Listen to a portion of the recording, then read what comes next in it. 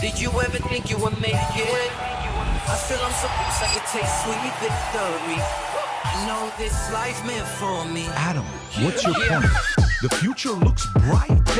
My handshake is better than anything I ever saw. It's right here. You are a one-of-one? My son's right about I don't think I've ever said this before. We're live. Ready to We're live. Oh, wow.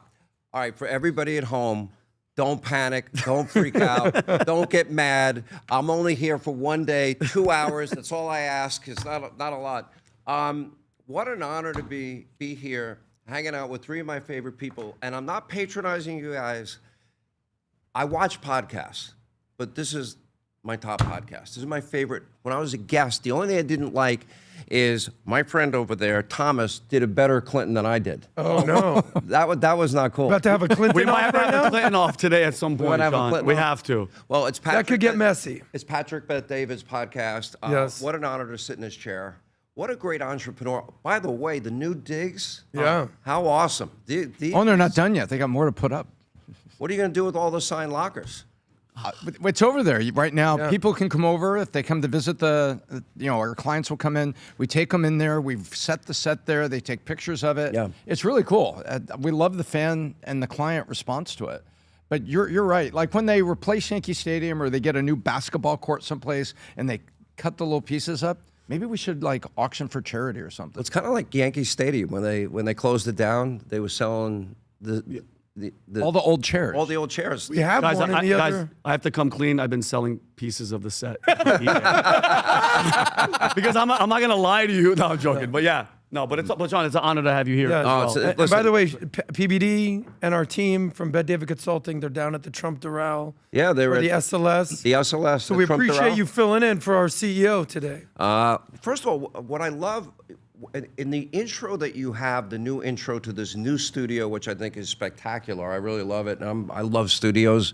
I just started a podcast, and I got a lot to learn from all of you, and I have a lot of questions. I don't know what the hell an algorithm is. I don't know how to tap into the algorithm, so I'll hopefully learn a lot from you guys. But honestly, to sit here with all you guys, the fact that I get to spend a day with you is an honor for me. For those of you at home, you're only putting up with me 2 hours. Patrick Bet-David will be back next week. Unless you crush it and he might just sit out. You never know. You know, Welcome to the Sean Rob's the Hannity producer. He may call the shot there. Do I have to introduce Adam, Thomas, and Vinny? I think everybody knows they know. everybody They here. know. And Robert over there at the controls. The He's going to best. put up all the information for everybody. Patrick said something in your last podcast, which caught my attention, because one of the things that's important on a podcast, you got to get people to subscribe. Yeah. Those of you at home, by the way, good morning. I'm not a morning person. I go to bed at 4 o'clock. But hit the subscribe button. Yep. And this is the best podcast out there. And I'm going to tell you why. And I'm not, you're going to think I'm patronizing because I'm here. I don't need to patronize. Mm-hmm. I'm shooting straight. You are one of the funniest guys I've ever met. Thank you so Okay? much. Thank you. And I hope you crush it today. Thank you. I appreciate And we it. set you up. You have no idea. That's coming up later in the podcast. Sure. I'm used to it. I roll with the punches. Okay, CEO, COO, 1.5 billion in assets that you have managed, and all these businesses that Thomas has been involved in. Unbelievable. Adam is an entrepreneur that teaches people how to manage money and accumulate wealth. Yeah. All right, all of that. This is what I love about Patrick. He put together a smart team, an ensemble cast. You guys have great chemistry. When I had the honor of just being a guest here, it was really an honor for me. And then I got to see how you all interact together. You were pushing me the hardest. Just so you know, you wanted to grab a controversial statement out of me so bad. Extract all your wisdom and Adam wealth did that? of knowledge. Wait, what? I always play nice. Oh, man. But, all right, so it's an honor. Call to action. Please subscribe. This is a great show. If you're looking, there's a lot of stuff going on in the podcast world, right? Okay, in the podcast world, you have people basically talking to each other, yelling at each other, coming up with conspiracy theories. No, this is a show for smart, educated people that want real information about the world around them, and you guys deliver that in, every single show. So we're going to get to some of the topics here. One thing, I did start in the podcast space. I was just going to ask you. I did want not to hear about this. Okay, I said, don't worry about promoting my show, but you guys have been very gracious. Have to. You said, so I started a new pod. Yeah. So I do 3 hours of radio a day, an hour of TV a day. Wow. Okay. And then now I'm doing 2 days a week, and some days it goes on 2 hours, an hour and a half, 3 hours, whatever it takes. It's so fulfilling. Because You guys are all coming on. Do you know that? I can't I wait. love it. I can't wait. It's going to be cool. Can't wait. And we call it Hanging Out with Hannity. I think we got a, Let's Robert, see. we got a promo? Can we Let's see roll it. this thing? Yeah, of course. Let's go. Let's listen. I'm not here to condemn you. I don't mind. I can handle it. Believe me, 8 years in prison. You think anything all right. can hurt me now? I'm going to make a pledge to you right now. You run for president, I'm running for president. Oh, good. You run, I run. We'll lose. You run, We'll lose. I You talking run. about running against me? Absolutely. I love that. All right, you're hanging out with Hannity. Look what I just got. Not only that, autograph. The Matthew Kachuk. You've really embraced being Big a time. Florida man. All I talk this about. it's been great, and so it's good to see. No. I would Stop. always say. No, you said you're never moving. You keep threatening. I've owned property down here for 25 did. No, you years. did. I prefer him in the hoodie. Again, I'm not making a statement. It's comfortable. It's comfortable. I can't find good clothes. You don't drink much of my margarita. Yeah, well, it's My very feelings good. are hurt. No, you should I'm not. not It's de an excellent Blasio. margarita. Skinny de Blasio. I'm trying to keep my wits about me. That's cool. Yeah, it's pretty cool. Oh, that's awesome, Sean. That's great. That's a when great you guys studio. Come, That's that's got going warmth. that's going to take me to the next level. This is it. People are going to know who you are now. No, well, People have never People heard know, of Sean yeah, Sean, Hannity. you Now can't they're go gonna anywhere know. right now. What did Patrick call me when I was here? He goes, "You're like an OG. You've been around forever." I'm like, basically, you're saying I'm an old guy. You know. Original gangsters with the OG. I know what OG means, but So the premise of this, I mean, it's kind of like how Bill Maher has his great show, Real Time with Bill Maher. Then he has his Club Random. Was that sort of the inspiration, or what was it? Because No. you got the mainstream legacy media, fulfillment, and then you have this. You said this is more fulfilling. I'm going to experiment with a lot of different topics. Believe it or not, I started in radio in 1987. So the plan for this is I'll do monologues, I'll do it solo, I'll do panels, I'll have you guys on, and just really good people. I did one, it hasn't dropped yet, with Sage Steele and Billy Bush. Oh, wow. Two people that have had to deal with the media. Yep. That's unbelievable. Yep. All right, enough about me. I don't want to talk about me. I want to talk about issues. All right, the president, we have Operation Epic Fury. Now the president is giving Iran another 10 days, which I think is promising, sounds promising. The president discussed this week how, well, they gave me a present, and he teased it, and the present was that he allowed these 8 tankers to go through the Strait of Hormuz, which I thought was very interesting. Here's my question, and Thomas, if you don't mind, I'll start with, well, you know what? Before I do that, I was watching the other day. You gave a beautiful prayer at the start of the show. I was very impressed. Thank you. And by the way, he didn't even let us know what was going to happen. It was just like, go. You know, because I'm going to stop here and just tell you, nothing in my life is possible without God. Amen. Fundamental for me. Amen. I'm in the same boat. So I'm not going to put you on the spot today. Okay. Oh, Adam? You're putting me on the spot with a prayer? The Jewish guy with This the is prayer? this is awesome, Sean. Well, Go ahead, Adam. okay. But believe it or not, PBD talked to me probably 2 years ago, and he goes, listen, the one thing I want for you is to get closer to God. And I'm not the most holistic guy or philosophical guy, but being anchored to the man upstairs will never let you down. So give it to us.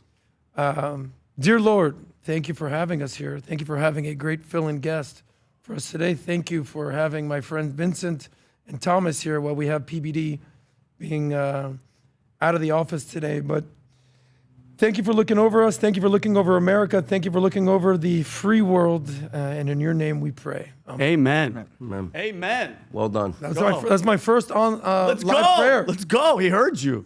So, Fantastic. I thank love you it. for that. How can anyone, and I know I'm getting off track, but I am kind of stream of consciousness, how can anyone look at the magnitude and the majesty of creation? Oh.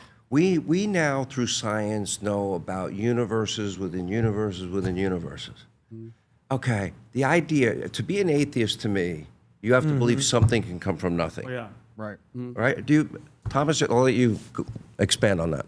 So I don't think any fair-minded person could step back and just look at all the coincidence of creation and be an atheist. I don't think it's possible. We see, we see like Indian cave paintings, and they were, worshiping the sun and stuff. Where did that come from? You had living people running around, and why did they feel this need to worship something? Because I think when you look at nature, you're just awed by it, and you realize there's got to be something bigger than yourself.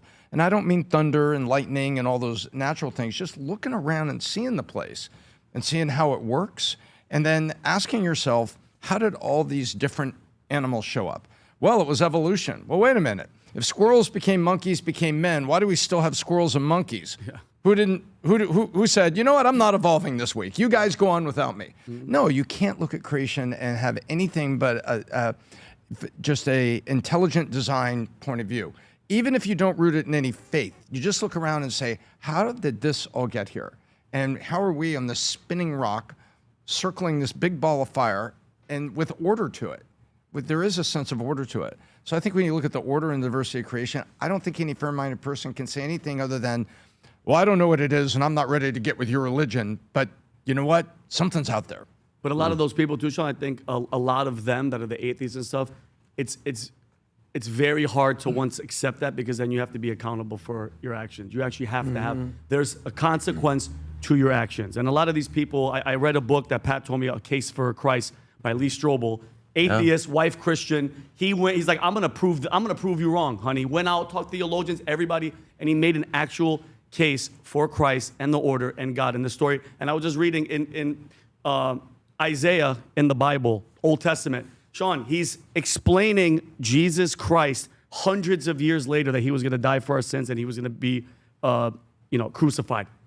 This isn't mumbo jumbo. It's accepting it and believing it and walking it. You know how hard it is? If you're partying and drinking and doing the girls and everything that I used to do, to stop all that, and be like, I'm all in. Because Christianity isn't like a sideline sport where you're like, yeah, I'm gonna dip my feet in, but I'm gonna go out and drink and do cocaine, and you gotta go all in. And I think a lot of those people, Sean, it's hard to be like, I have all this money and all the girls and everything. I don't want to give it up for what, and then have somebody judge me. They don't like that. But I'll just say this, if you don't have a belief in a higher power, something else is going to fill that space. So I went through a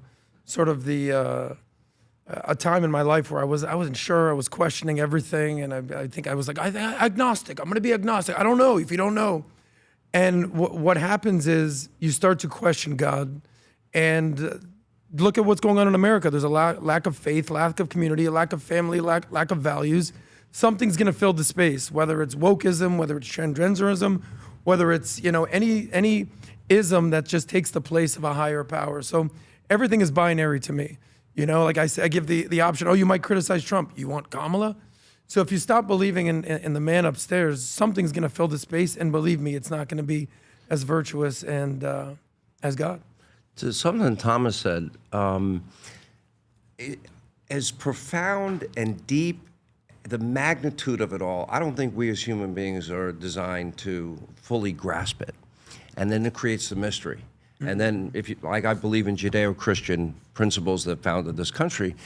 And, there's certain things in the Bible that just make you wonder, ponder, give you hope. The eye has not seen, the ear has not heard, nor has it entered into the hearts of man what God has in store for those that love the truth. Isn't that crazy? Jesus on the cross saying, this day you will be with me in paradise. Oof. Right? I mean, deep. The very hairs of your head, even the white ones on my head. Great head of hair. Are counted. Great head of hair. I mean, it's pretty deep, profound. And then you hear all the stories of the life after life. Have you read all those books? I haven't. Have you read any of those? Yep. And it's amazing. You take a bunch of people that have never met each other that all talk about this experience, right? Hearing loved ones and some sort of white tunnel, and you take all these people who don't know each other over here, and they're all coming back with the same relative story. Why is that? Why is that? And I think it's because they're given glimpses as far as God wants to allow you to get a glimpse, right? Because it's also faith-based. And if he gives you the answer to the whole thing, do you need faith anymore? It's because it's two cool books. 90 Minutes in Heaven. I read that book. Heaven is Real. That was also turned into a movie. I like that too, which actually can dovetail into our first topic, and that is the whole premise of Operation. Well, first Midnight Hammer. You know that the Iranians are evil, that they chant death to America, they chant death to Israel. They have been the #1 state sponsor of terror. They are, to me, an existential threat. I don't even have the patience to deal with stupid people that don't understand evil in our time. And I think I see President Trump as learning 3 historical lessons, and I'd love for all 3 of you to weigh in on this. 1, he learned from Reagan, peace through strength. 2, he learned the last 100 years of human history, which proved that there was evil, and that's Mao in China, Stalin in Russia, that's Hitler in Germany, that's Mussolini in fascism, that's Tojo Japan, that would include Pol Pot in the killing fields, right? And over 100 million souls, Thomas, dead. They're gone. And the 3rd lesson I think he learned is no quagmires. We can't send our national treasure on the ground for extended periods of time, you know, in these conflicts. And with military, with the next generation of weaponry, it's now possible. But the premise here is, Thomas, I'll ask you this. This regime is evil. I'm never going to convince those that don't believe that, but I believe they are, and President Trump was smart enough to take this threat away from our children and grandchildren. Thoughts? Yeah, it was somewhere between, you know, I didn't vote for new wars. Okay, well, you don't have to vote for new wars. Nobody voted for, you know, disease either, right? And things happen in life. This was necessary. I think everybody has been called to account. All the people that want to deny all the things you just said, which are all very, very correct. When they launch a rocket that is now capable of going 4,000 miles, you just ask yourself, okay, what are they going to put on top of that rocket? And who exactly are they going to put it on? And once they have that, you know, now you're going to have to constantly manage them. This is what happened when nobody took North Korea seriously. And Japan's sitting there, you know, they launched another rocket. It's a little bit closer now. And they were dropping them in the ocean without warheads, showing that, hey, we're getting better and better and longer and more precise. And all of a sudden, oh, damn, they've enriched uranium too. So now not only do they have, you know, nuclear capability in North Korea, now they have built a rocket, and they built and built and built and built with the technology to get there. So you sit there and say, okay, North Korea can be managed. He could be managed. Even Kim Jong-il, Kim Jong-sun, those guys were at least manageable. You know what I mean, Sean? You get to this regime, it's not manageable. North Korea doesn't say, you know, hey, death to America, and I'm willing to die for it, and we're all going to die for it, and we're going to set up suicide squads and all that. No. North Carolina is insane, but they're not insane on like, an embroiled faith that the end result is death, death, death, death, death. It's like you can't negotiate with it. And you look at it, so you can't let it be capable. And people say, no new wars, you shouldn't have done this. I don't want new wars. I don't want $200 billion that needs to go for other things to go for this. I'm as American as anybody else. I don't want that. I said, but when you look at what's going on there, now you see the rocket and say, okay, all right, all you people demonstrating in London, do you see that if you draw a line from Diego Garcia, oh, that same line would reach London? How do you sleep? Yeah. And when they tell you now they want to do this and now they want to do that, oh, wait, what do you do? When they tell you they don't like that you're persecuting rape gangs in the UK, or we're going to bomb you, what do you say then? What do you say when the bully is fully armed with the ability to deliver the bomb and the bomb? And I think Trump has learned all this. I take a lot of heat. They say, oh, well, there's no new wars and you're just a simp for him. No, I'm not. You know, my president is not perfect. But I think that this one we got right. Do we wish that it was easy and as quick as Maduro? Sure we do. Sure we do. But it doesn't mean that somebody's got to stand up for this. And somebody's got to pull it back. Let me follow up, because I think that a lot of people don't get the Trump doctrine. Yes, it's no forever wars, but that doesn't mean that we're not going to use the might and power of the U.S. military. Let's go back. He wiped out ISIS. He took out Soleimani, Baghdadi, dropped the mother of all bombs on Afghanistan, and Midnight Hammer, 14 bunker buster bombs knocked out their ability to enrich uranium. So that is not, it's not a forever war, but it is strategically smart for our long-term security. I agree with that. And I realized multiple things can exist at the same time. The regime, evil, 1,000%. We spoke about this before the podcast started. If somebody had a gun to your head, and the people, Sean, you're going to represent the Iranian people. If somebody has a gun to your head and they're going to kill you, do you care who kills the gunman? Do you care if they're Jewish, Christian, America, tall, short, transgender? I don't care. I want you to help me kill the person that has a gun to my head. The Iranian people need this, okay? That exists. Does America and Israel and all these different people that are involved, they have their own agendas?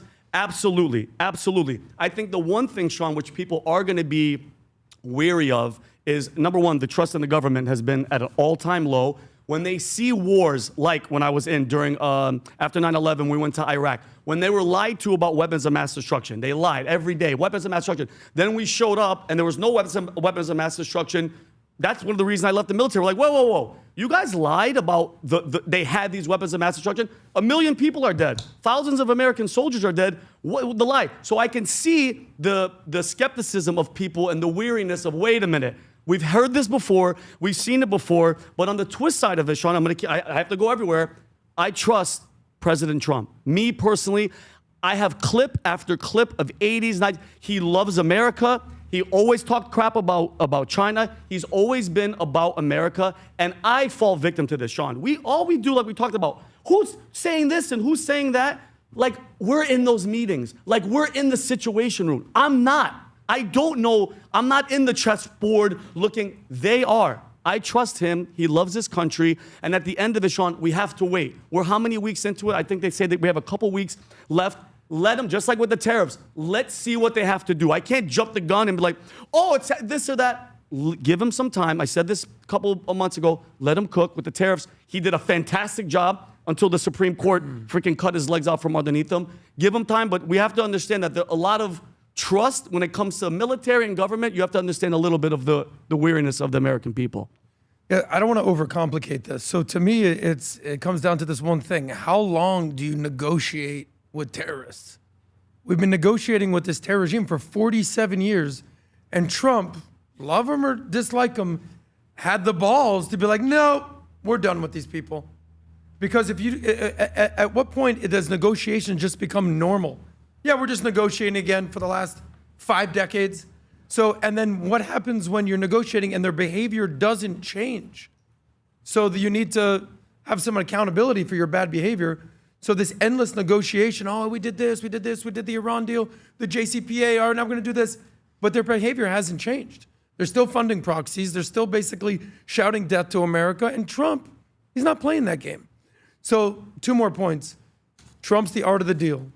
You know, I reread The Art of the Deal. Some of the biggest lessons you rate was create leverage and negotiate through strength. Trump created leverage, took out 80% of their military capabilities. He's negotiating through strength. He took out how many of their top leaders? So what I think, because you brought up peace through strength, I think, and I'm going to own this, I think we need to rephrase peace through strength. I think we need to start calling it stability through strength. Because the world's never going to have world peace. And we're running around fighting wars thinking that we're going to have peace. What we're solving for is stability. So what's stability? Stability needs to be enforced, right? And if you don't have consequences to your bad actions, then what happens? So to me, Trump is running around the world doing what? Ending hostile regimes to America, creating stability. Do we have stability with Venezuela now? I think so. Are we potentially looking at stability with Cuba? I think that's next. Are we trying to have stability with Russia and Ukraine? Remains to be seen. Trump is doing his stability through strength mantra in Iran. So you want to replace Reagan? No one's going to replace Reagan ever. Can I ask you a question, but it's just sort of updated. I want to ask you a question, though. So, Sean, I have a question. Go, please, go ahead. Yeah. What's your point? You got me, Sean. Sean, Listen, That's what we were doing. Different baby. host. Thank you very Same much. line. We'll Way see to you go. Monday. Perfect timing. But Al, let me ask you a question. And Sean, you guys, I want to ask all of you guys. When Midnight Hammer was the first mission, just put yourself in the American public's eye. We went in, we stopped their nuclear capabilities. That was it. It was clean, in and out, done. You have to at least see the regular average Joe American that's going to work going, wait. You guys said we knocked that out during the summer. Now what changed? Now they have enriched uranium somewhere else? Because at the end of the day, Sean, this is where I know people are upset. This was sold as we're doing it for the Iranian people. And I'm really putting myself there because I know people from Iran. And my mom, who's sitting there, Sean, that you met, she's from Iran. All the people that were been massacred in the streets, that were fighting, that Trump said, guys, go and fight and do it. And I love them for that. And God rest all their souls. A wrestler they hanged last week for freaking protesting and doing what he was doing. And God bless him for doing it. You have to understand, Adam, the people are like, well, okay, we haven't heard from the people because they have no internet.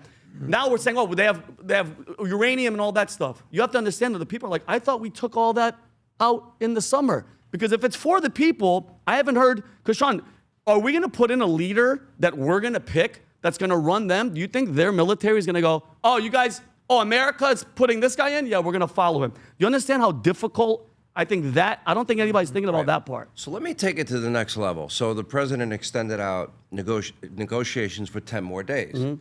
For me, the best interview that was the most revealing in terms of what imminent threat or defining imminent threat, I had the Mideast envoy, Steve Witkoff. He was in the room. He negotiated with the Iranians. I think we have a clip of it. I want to play it. And this is where he affirmed they had 460 kilograms of 60% enriched uranium, which means that you could very quickly enrich it from 60 to 90%, which is weapons grade. You can do that in anywhere from 7 to 12 days. Now, that would be the equivalent of 11 bombs. Thomas mentioned earlier, we now know their ballistic missile capability range is way further than we thought. By the way, you know what that means? Paris, London, targets that nobody thought they would have had. But let me play this, and then I want to ask on the other side of it, as you listen to this, if the president negotiates a deal or if he has to leave, what are the things that must be accomplished before we say mission accomplished? Okay. All right, this is Steve Witkoff. Up with telling us that they had the inalienable right to enrich, to which we responded that from President Trump that we had the inalienable right to stop them from enriching. So, but they opened up by challenging us. Their next statement to us was that they had 460 kilograms of 60% enriched uranium. 60% enriched uranium would take a week, maybe 10 days at the outside, to bring up to 90% weapons grade. So it was a clear threat. They were boasting about having it. And they said that that was going to be something that was going to be very valuable. At the same time that they were attesting to wanting nuclear for civil purposes. There is no reason whatsoever to be enriching past 20% unless you're going for a weapon. And then finally, and this was all in the beginning meeting, they said to us, and this was some challenge, you're not going to get from us diplomatically what you could not achieve militarily. Now, yes, we had destroyed their three main enrichment and conversion centers, Natanz, Esfahan, and Fordow. That was clear. They, of course, didn't want to admit it. But think about the notion of beginning a negotiation by saying that we would not be able to get diplomatically what we couldn't achieve militarily. We did achieve militarily, but they were basically saying that we didn't, and they weren't going to give it to us anyway. All right, Thomas, let me throw that to you with this question framed this way. Now, either they're going to negotiate out, maybe they learned something. The president begged them for peace twice, before Midnight Hammer, before Epic Fury. He's now giving them another lifeline. What are the conditions? What do they have to guarantee? No nukes, that enriched uranium, there's no way we can risk that uranium being in the wrong hands. Now, we're reading that Marines have arrived and more are going. I don't know how to interpret that. I don't know if that has to do with Carg Island. I don't know if that has to do with enriched uranium. I wouldn't know. But what are the conditions in your head that either a negotiated settlement or a military victory? What would it take? I think it's going to take a negotiated settlement at the end of a barrel of a gun, because I think that's all they understand. And so I think the military destroying the things that are destroyed and then saying, okay, so now are we going to do this? And if you look at the multi-point plan, really like the first 6, 7 points was all about, no nuclear, right? Mm-hmm. You give back this stuff, you don't enrich this, you don't do this, you don't do this, you don't do this. And someone needs to maybe educate me, maybe I missed a beat, on why they would need enriched uranium for industrial purposes. I don't think they run on nuclear power over there. I'm pretty sure they have more than enough fossil fuel to run all their power plants and desalination and do everything they need to do. But the first section was all about nuclear. The second section was about funding all the H's, the Houthis, Hamas, Hezbollah, funding them. Then the third section went back to stability. So if you really look at it, it was a 15-point plan, but there was really only 3 asks. Nukes, no funding these other folks, and then recognition and create some sort of a inspection and peacekeeping force and whatnot. And that's it. And what they're saying is you're not going to get through negotiation, which you couldn't get militarily. You're basically telling us, okay, kill me. Okay, run me over, which is horrifying. It's like, really? And the Marines in the area, the USS Tripoli sailed. We called this 2 weeks ago. Remember that? Mm-hmm. Said USS Tripoli. And I said, listen, the only reason the US Tripoli is going there, if you know anything about military structure and what the purpose of that ship is, 2,500 Marines, F-35s, aircraft carriers stay way over here, and they're protected by submarines and very, very strong partnerships. Well, guess what? If you're going to go in, you need the USS Tripoli or you need the USS Boxer. And the USS Boxer sailed on the 18th, I believe, out of San Diego with another 1,000 Marines and the 11th Marine Expeditionary Force. And the Tripoli sailed over there with the 35th Marine Expeditionary Force with 2,500 Marines on there. And so whether they take Carg Island or they take, and I don't know, I can't pronounce it, you can help me, with the Q? No. The island that is in the strait, in the hook, as they call it, there's a long lateral island, begins with a Q. And they say, if you take that, it eliminates a lot of these small rockets and the pestering attacks that they fire into the strait to stop the ships. If you look at a map there, I don't know what the name is. But anyway, the point is, you need the USS Tripoli or the USS Boxer to go in. There it is. What's that? Begin with a Q? Keshem? Yeah. Keshem. That's Vinny, we're going to need you on this, buddy. Yeah, zoom back on it. See that there? Yeah. So you take that island, and this is what the military is saying, that Keshem, take Keshem Island, and you're going to have to do that Marines on the ground. I don't want to see Marines on the ground. But well, you don't want to see it, but they're going. They're going. They're on their way. But Sean, let me ask you guys a question. When you're dealing with the regime, and I'm genuinely being inquisitive right now, you're dealing with the regime that kills its own people, that beats women, throws gays off the building. They're freaking funding proxies and terrorists. I thought we don't negotiate technically with terrorists, but here's my question. We're negotiating with them and they say, okay, we're not going to enrich and we're going to stop. Are we still going to leave in the ayatollahs and these mullahs and what are we doing? Because it has to be, their government has to change. Regime collapse. The regime collapse. And that's again, Sean, I'm going to keep going back to it. I hope that they have, without telling us, whatever, they have to keep it secret, a shadow government, so to speak, being formed in Iran. Because like I said, Sean, how can you, do you think there are, let's say 800,000 soldiers, Iranian soldiers, once we do a regime change, they're going to just willingly be like, okay, whoever the United States and Israel put in, we're going to, I don't see that happening. So you got to take, do we have to take all of them out? That's a crazy operation. Because it's, again, What about arming the people? that's I had that conversation with one of my friends, but he goes, Vinny, you start giving those just everybody weapons. He's like, then other factions are going to start rising up, and people. He said it'd be a very, very. But this is what makes, I think, Operation Epic Fury so historical. I mean, I would argue from an intelligence standpoint, military standpoint, this operation to this point, we don't know the final outcome yet, and it's going to get complicated, and I agree with what Thomas was saying. But so far, it's the greatest military operation in the history of warfare, as of today. Now, how it concludes, I want to go back to what Thomas was saying and get your thoughts, and Adam, your thoughts. Because to me, one way or the other, certain conditions have to be met, or else we don't ever want to go back. Right? So what does that mean? They cannot have nukes. We didn't expect that their ballistic missiles would be able to have the range that they have. As always, international inspectors suck, and they got it wrong. Okay.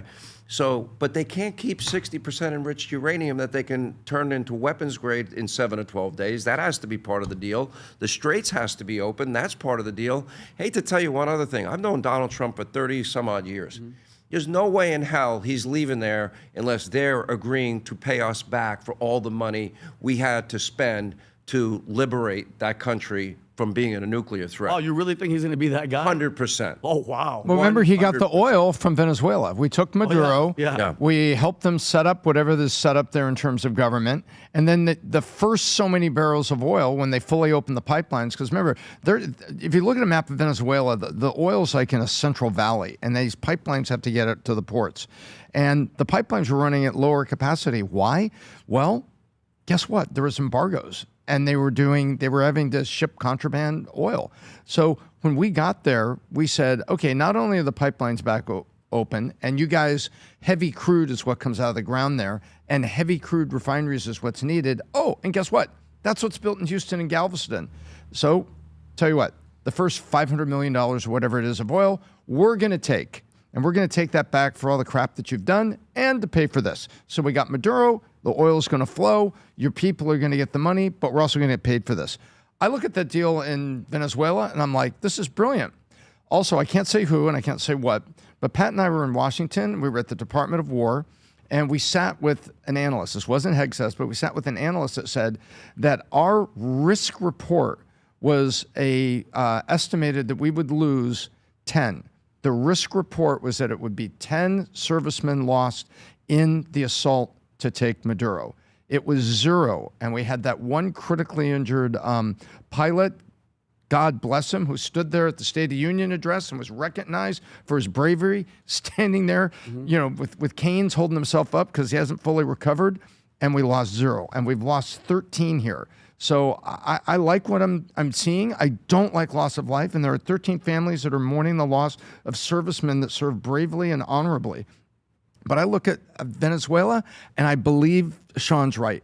There's going to be a deal back there that also comes back to pay for this stuff. I'm asking you to look into a crystal ball. Will they negotiate that deal, or will they resist again? They had time. They had an opportunity for peace before Midnight Hammer. They had an opportunity for peace before Epic Fury. They chose to pass. Now, we're now at the 4th or 5th tier layer of leadership. We don't even know who the hell's in charge. Although they did give Trump the big present, which is they let those 8 tankers through, which I think was a sign that we do have power. So will they agree to give up the 60% enriched uranium? Adam, I want to get your thoughts on that. Look, we were asking the nuclear question, right? So I'm going to try to weave. It's called the weave. So I'm in a serious relationship these days, shout out to my girl. Okay, let's change topics. There we go. And you know what happens when you're in a relationship? I saw your lovely significant other. You start watching a lot of movies and TV. You stop going out. Romantic comedies. You're doing the comedies. Rom-coms. It gets bad when you have to watch The Real Housewives. I don't do it. I won't do it. I refuse to do it. Unless it's The Real Housewives. Okay, you're giving advice on this topic. Yes, here we go. This is really happening. So a movie that we recently watched, because we like comedies, we like Sacha Baron Cohen, we like Borat, we like this, was The Dictator. Have you seen this movie, The Dictator? I haven't seen it, no. Oh my God, Sacha Baron Cohen plays a Middle Eastern dictator who's enriching nuclear weapons, and his famous line, he goes, "We are having nuclear capabilities for peaceful purposes." For peaceful purposes. He can't get it out because it's such a joke. You're not enriching nuclear capabilities to 60%, which is almost weaponry, for peaceful purposes. Let me add one thing.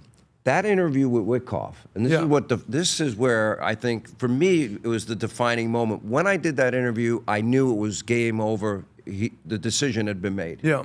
But he also added, the U.S. offered Iran low-enriched uranium for civilian purposes for free in perpetuity. Yeah. Said that in that interview. For peaceful purpose. And then what they say. Exactly. They said no. Course. They have and then, Rob, do you have that chart that I sent you last week? And it's a very rudimentary chart of basically how nuclear weapons work. None of us knew this, I guess. But 3 to 5% out of 100% is for energy or for peaceful purposes. 20% research. In the history of the world, nobody's gone to 60% without getting to weapons. So, like, now we're just going to trust a theocratic, thug-like, jihadi regime to be like, peaceful purposes. Listen, as much as I like watching movies, the world isn't a Disney movie. Like, things are going to get real ugly unless you have someone step up and say, no, no, no. You know, I spoke with another, two buddies of mine, Navy SEALs. One is a U.S. Navy SEAL. Shout out to my boy Kaj. And his partner, his friend and a business partner, is a Israeli Navy SEAL. And they start talking about terrorism and deterrence of terrorists. And the Israeli guy with the thick accent, he's like, you have to have deterrence for the terrorists. Deterrence for the terrorists. And then it got so convoluted. I was like, you're saying the same word. It's like deterrence of the terrorists. And he goes, that's what it comes down to. They only understand strength. Unless you not hit them hard, they're not going to stop. So Israel's on the front lines of Western civilization. That's what it comes down to. We are so lucky to be in America debating. What should we do? What should we do with Iran? I don't know, but I'm going to go to dinner tonight. I have friends in Israel that are living in bunkers and have to hide in bunkers. Imagine, just for a second, forget if you're pro-Israel or not. Imagine you're in New York, you're in LA, you're in Miami, in Chicago. Every 2 hours of your life, you have to run into a bunker, a bomb shelter, because Iran, the IRGC, is trying to bomb civilians. One thing I know that Israel is great at is taking out terrorists, pinpointing. U.S. taking out IRGC. They're just trying to take out everybody they can in a blaze of glory. Okay, let me ask you this specific question, because this infuriates me. We've been witnessing the rise of anti-Semitism worldwide. We see it in the halls of Congress. We see it on college campuses. We see it in the podcast space. And it's loud, and it gets louder. Here's my question for anybody that is angry. For example, all these people that were protesting, Gaza and what happens, to the people in Gaza. Excuse me, they're the ones that voted in Hamas in the first place. But here's my point. Israel has a population of under 10 million people. What do we have, 365 million Americans, around that, of our population? So extrapolate out their population versus ours, compare it to October 7th, that's the equivalent of over 40,000 dead Americans in a day. For all those people that said, oh, Israel shouldn't fight back, what would you want America to do if America had the equivalent of 40,000 dead Americans? My answer, obliterate the living daylights out of them, destroy them. And Israel goes to do it, and then anti-Semitism rises. Explain that. Well, anti-Semitism is not a new thing. I'm Jewish. We've been dealing with not like forever, this. But This not is like bad. this, of course. So, the great Thomas Sowell had the quote. What's your cure for anti-Semitism? He had this interview, and he goes, "Yeah, that's pretty simple. Lose, fail. Because here's the reality: losers hate winners. In any capacity. Why do people all around the world hate America? Because we're winners, baby." Why do the Middle Eastern countries, not the Gulf states, you see UAE defending, you see Bahrain defending Israel and America. Why do the terrorists around them? Is because they're losers. They've been praying to, in my opinion, a false prophet, no offense, and they've been saying, when are you gonna bring me the success that I want in life? When are you gonna bring me everything that I've been praying for? Look at Israel. They've been around for How long? 75 years? Why do they have all this money? They must be, they run the rule. They run the, of course, what's going on. So losers hate winners. Doesn't that piss you off, what he just said? Because people do believe that. It terribly pisses me off. I mean, you have people out there that say, oh, Israel's lobbying and manipulating, and AIPAC has, lobbyists assigned to every senator. Well, so does the pharmaceutical industry, and I think they're probably funded better than AIPAC. I look at it and I see this and I'm stunned and I'm pissed off when I see the students, just walking across campus and being harassed, and these, protests that were going on against them that were, you talk about the liberalism on college campus. Oh, we don't want racism. We don't want racism. And then you basically, you act as racist yourself against these students who are walking out there, and it infuriates me. And when you had the three schools that were in the hearing, Harvard, Columbia, MIT, I believe. MIT, and they're all there. What are you doing about it? They wouldn't say it. They wouldn't say it. They wouldn't see anti-Semitism. They wouldn't answer the question. And I think 2 of the 3 presidents lost their job, and one of them was like reassigned or something. She went back to run the law school. And I look at that and I'm like, are we out of our mind? Are we literally out of our mind? Regardless of what you feel about Israel, whether they are or aren't, lobbying in this, just set that aside for a second and look at the people around the world and look what's going on. Ask yourself the question, where's this coming from and why is this here? And then these Jewish students can't walk across campus without being harassed or physically accosted or worse? Really? And the schools just let it happen? That's the issue for me. Why do they sit back and just let that happen? And I don't get it. You said something that I think dovetails right into what you're suggesting. What culture teaches their children to strap on bombs, and that if you go kill innocent men, women, and children, that Allah's going to reward you with 72 virgins? I'm sorry, I'm not putting a bomb on my kids and saying, go kill innocent men, women, and children. But what a sales pitch, and I want to respond to what you were talking about earlier. What a pitch to sell to someone. If you, kill everybody else, virgins in heaven. I can't wrap my mind about somebody going, oh, okay, I'm all in. But when we're talking about the racism, Sean, I genuinely and truly believe in my heart of hearts, racism in any form, against Jews, blacks, Assyrian, Middle Eastern, white, anybody, it comes from ignorance and not having Jesus Christ in your life. Plain and simple. God taught us the 2 main things: love me with all your mind, heart, soul, and spirit, and love your neighbor. Stop right there. Everybody's life in this entire world would be so much better if people lived by those 2 principles. On the same side, I'll flip the coin. When it comes to the anti-Semitism and the rise of it, I think a big part of it comes from, Sean, this is my opinion, when Israel, obviously, and Tom, you mentioned it, Israel has influence. Okay, check, they got it.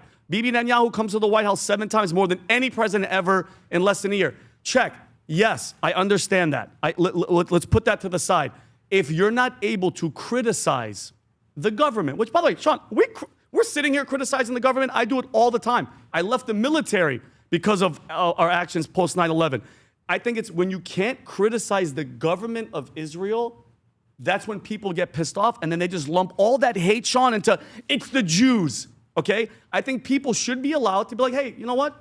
Israel did that, and Israel should come clean and be like, yeah, we did it. Like you mentioned Israel earlier, Gaza, 70,000 people dead, 20,000 children, women and children. You should at least be like, okay, it was bad, but it's just, nope, Hamas is everywhere. If you look at a photo right now of Gaza, it is flat. There is nothing. There is nothing. Because we were told Hamas was underneath there. Okay, and I understand that. I think that there's that line, Sean, where people go, okay, Israel's doing this, and then it bleeds into it's all Jews and hate all Jews. I am anti any student trying to go to a class and you get harassed or punched by somebody because you're Jewish, you belong in prison. Period. I've been in those terror tunnels.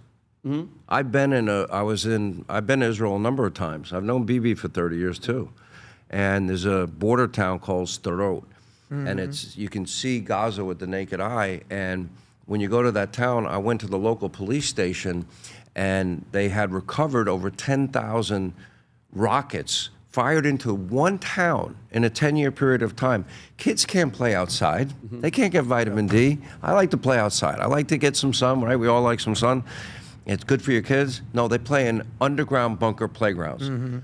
It's not just tunnels. It was all the money that was given to the people in Gaza, the Palestinians, for schools and hospitals and infrastructure was spent to build out terror to kill the Jews.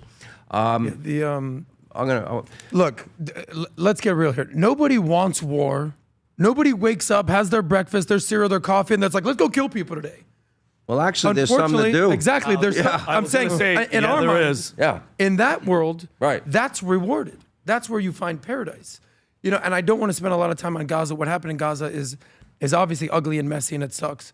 But I'm also old enough to remember when they were calling a genocide on the second day when 100 people, 100 terrorists were killed. They've been calling genocide since October 9th. So, you know, you want to talk about 100 people dead, genocide. The Iran regime just murdered 30 to 50,000 of their people. Shh, be quiet. Don't let anybody know. Let's keep that under wraps.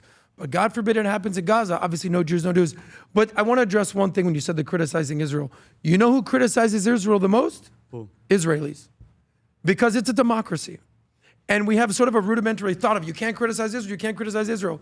Americans should take a book out of Israelis' book. Because half of Israelis hate Bibi, just like half of Americans hate Trump. So we have to understand in America, anti-Semitism, Israel, I don't even like the word anti-Semitism, Jew hate, it's ingrained. There's 50 Arab Muslim countries in the world, there's one Jewish state. Why does the Jews get the state? Why do you get 50 states? There's how many Christian countries? So I think the bottom line for me is this, what I've learned as a Jewish person whose 80% of my friends are Christian or, not Jewish. I think Israel, in my humble opinion, is done trying to be liked and trying to be the country in the nice PG-13 movie. Hey guys, let's be friends. Let's all be. No, they want respect. And if you're gonna learn one way or another, you're gonna respect the winner. And look what they're doing now. They're winning everything. Don't you see that it's Christians? They're the biggest supporters of Israel. Yeah, of course. Okay, the best people I meet are Christians. A lot of evangelical Christians are 100%. Like, by the way, like Lindsey Graham. Yeah. Lindsey Graham is he? Hold on, is Lindsey Graham a Christian? So is Vinny, and so is Sean Hannity, and so is Thomas. Yeah. Well, I mean, yeah, but what I'm saying is like evangelical Christians are 100% all in for Israel. To my opinion, there's two reasons for this. There's the biblical prophecy. I get that. I'm not even going there. I'm just looking at the reality on the ground. One country is basically saying, we love America. We're your friend. We're your ally. We're here for you. Maybe we negotiate a little bit stronger than you would like us to, because if you've ever been to the Middle East, it's a negotiation. Yeah. The other side is shouting death to America. They're burning the flag. They're fighting wars against you. You take your pick. Well, are you scared that Zionism is taking over America or radical Islam taking over America? If you trust one poll from Turning Point, they said, what's the number one threat to America? Radical Islam. You know, Rabbi Mordechai isn't coming in to your house to gun you down or blow up a bomb. Last point, you see what J.D. Vance just said? J.D. Vance just said that he fears not a suicide bomb, a nuclear suicide bomb. Do we have that clip? Yep. Yeah. Here it is. Bingo. When I say options, I think it's important the American people know options for what? And it's options to ensure that Iran never has a nuclear weapon. You talk about people who walk into a crowded supermarket and have a vest on, and they blow up the vest and a couple of people get killed, and that's a terrible tragedy. What happens when what's on the vest is not something that can kill a couple of people, but can kill many, many tens of thousands of people? That is the most important American national security objective that exists for any administration at any time, is you don't want the worst people in the world to have a nuclear weapon. That's why the president is doing this. That's why the president cares so much about this particular issue. And Americans aren't stupid.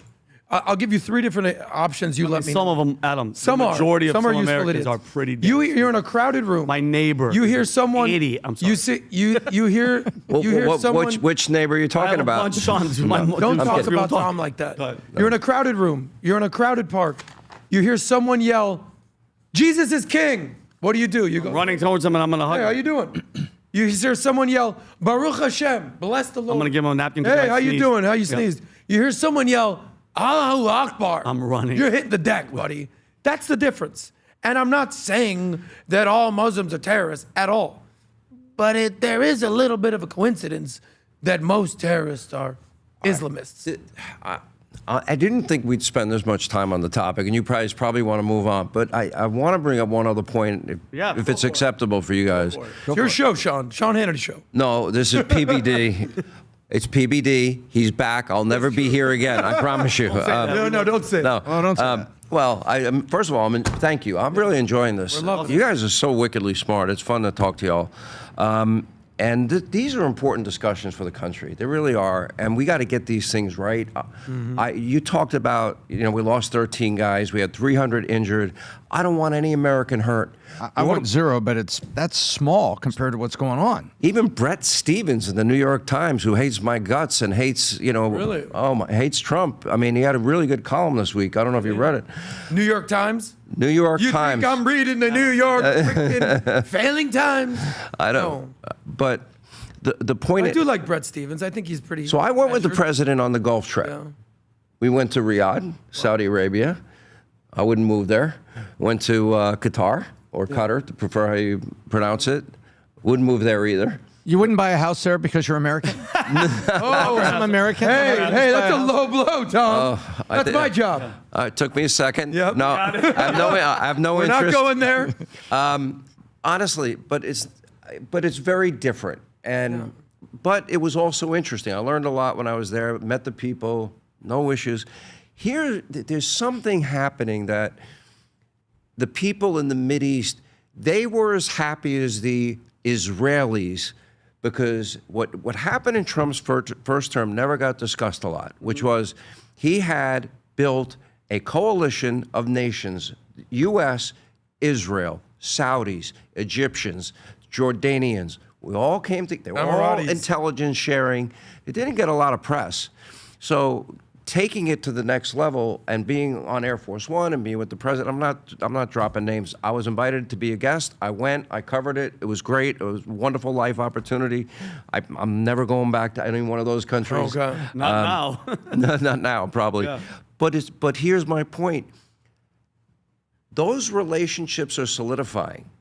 Now, if I had to write the perfect ending to Epic Fury, it's going to be that the Abraham Accords on steroids, the Saudis recognize Israel, all of those Gulf nations and Mideastern countries all come to peace in the region, and we have a peace we haven't seen in 1,000 years.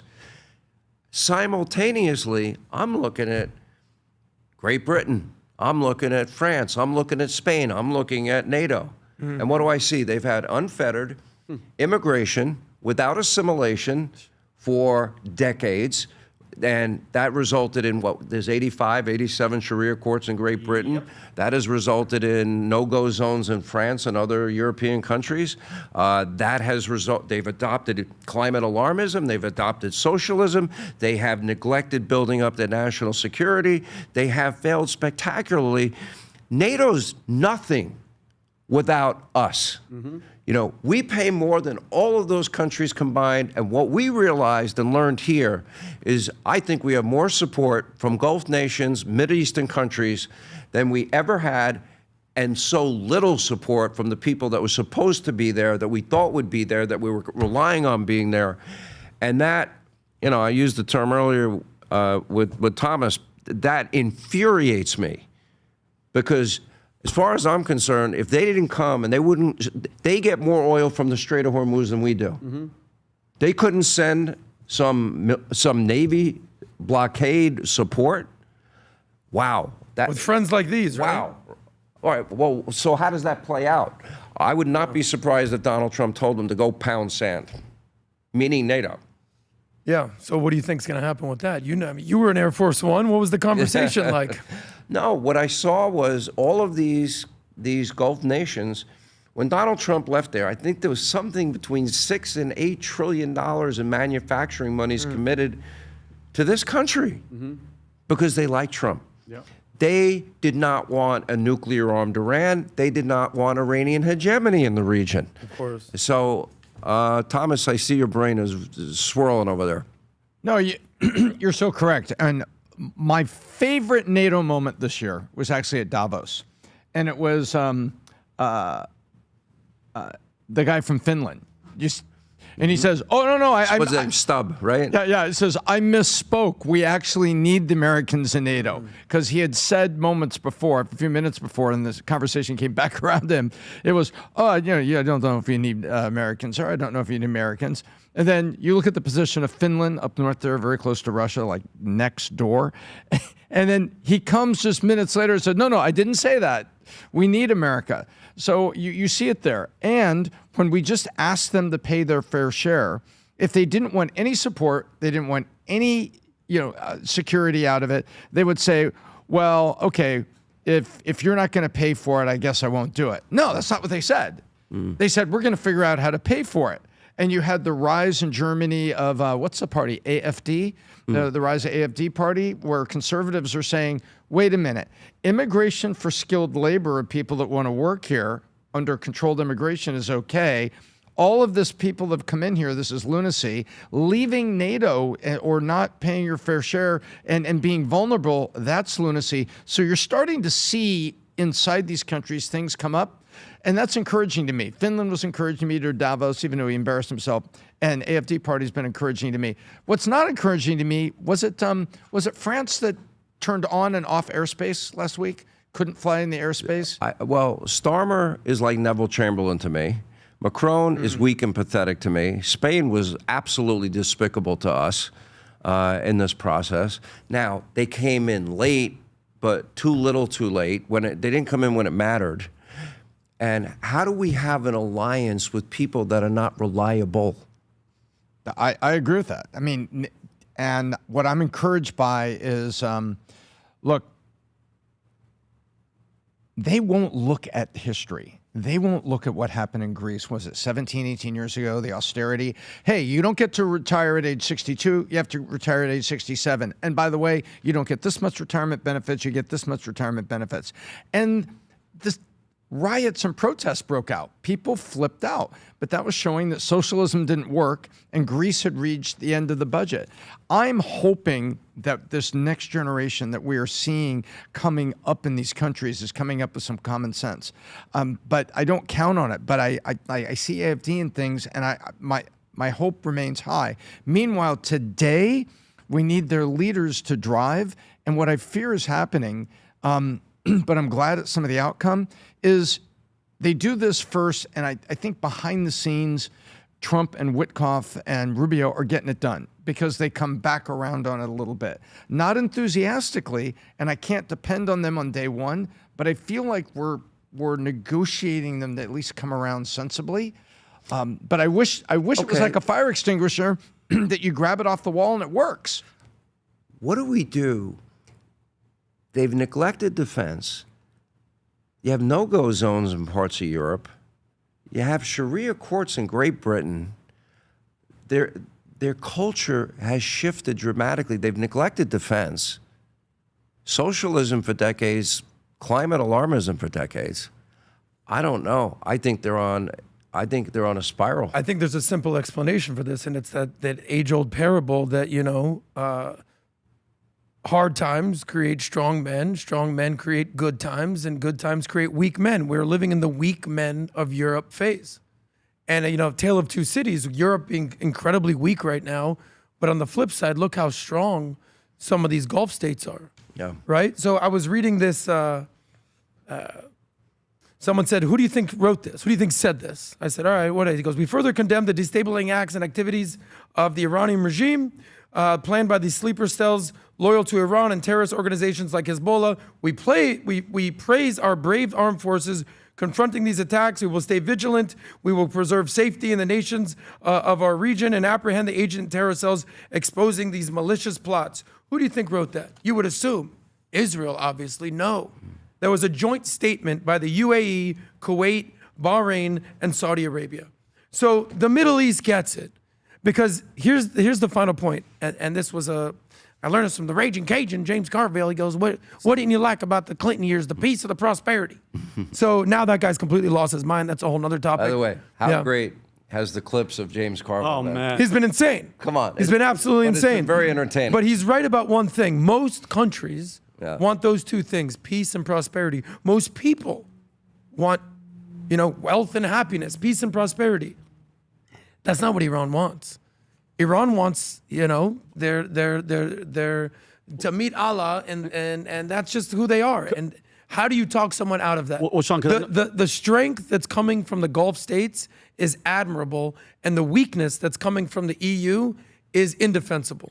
How this plays out, I think, is going to be interesting. Yeah, Sean, I want to play a clip. There's when people tell you who they are, believe them the first. I think Maya Angelou said the quote. I don't know it exactly. This is an Islamic imam, and he's explaining how they want to take over. Yeah, Sean, I definitely want you to you have to hear this. I got to hear how this. They're going to take over America. Rob, you could play that like 1.25. This is just, listen, we have to hold everybody accountable with anything. It's going to take me a minute. No, it's all good. Don't walk off, Sean. Yeah, that's it. Sean doesn't want to see the Muslim guy taking. They're going to take over America.